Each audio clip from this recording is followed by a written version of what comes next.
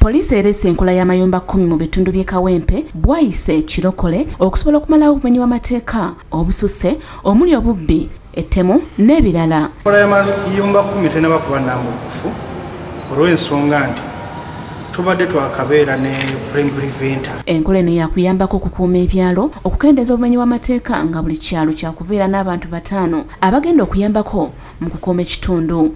Preventers webali ate ne bamayumba 10 nabo bajja kubaawo ate wabeerewo ne ba watch out teams. Buli kaseera tuligenda okutuuka ku nkomerero ya byonna oba at a given stage nga buli muntu wabyakwerinda mu kitundu kyalina roole ey'enjawulo alina waagwa. Bachi ya persons tuli bangi naye waliwo abakisimbira ki ekuuli bonga balowooza nti kigenda kubajja mu ntebe zaabwe oba okusobola okubajja ku mirimu egimu gye babadde bakola ki ate ne batamanya nti kya security eyamba buli muntu.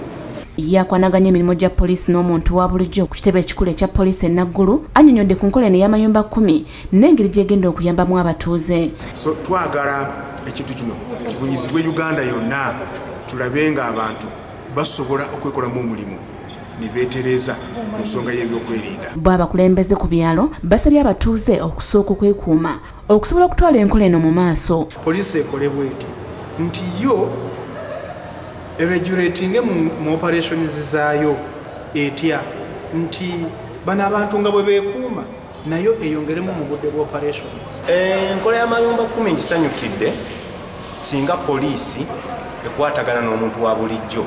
Ye DPC w'e Kawempe Agnes Anyu asabye abatuuze buli omu okubeera mbega wa munne okusobola okwekuuma. N'okumanya neibawo byakola. David Tamale yakusakidde eggulire lino ku Rabkedde TV1.